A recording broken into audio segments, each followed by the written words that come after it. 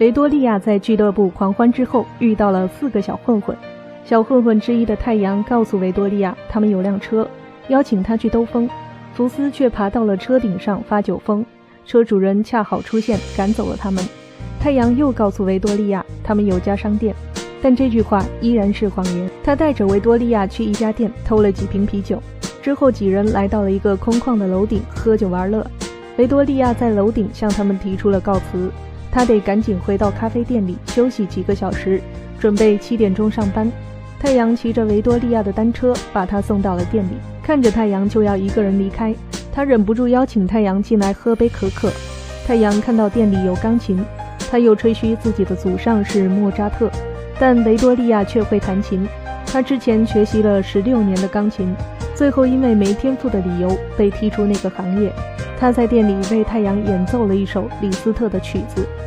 太阳的电话突然响起，另一个小混混布林克打来电话，他们得去寻找一个黑社会老大。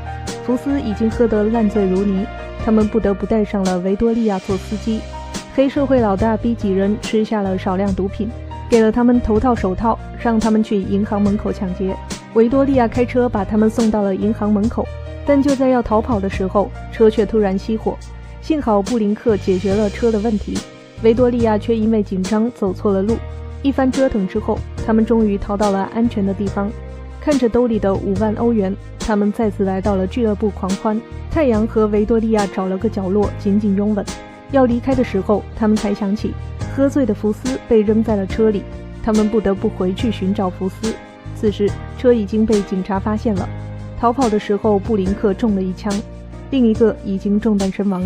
太阳带着维多利亚逃到了附近居民区，他们入室抢劫了一户人家，换了新衣服，用那家人的孩子做掩护，成功逃出了警察的包围圈。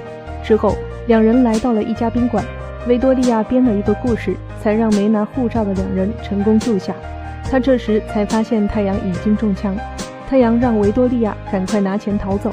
维多利亚无法眼睁睁地看着太阳去死，急忙拨打了急救电话，但太阳没有撑到救援就死去了。维多利亚哭得撕心裂肺，他不得不离开死去的太阳，拿着钱走向了不一样的生活。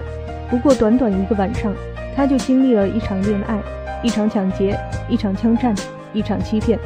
之前我们曾经解说过一部电影《恩交》，女主角告诉她的情人，是孤独让女高中生和别人上床，而在这部电影里，也是孤独让维多利亚开始疯狂。这世界人来人往，但没几个人懂得边缘人群的孤独迷茫。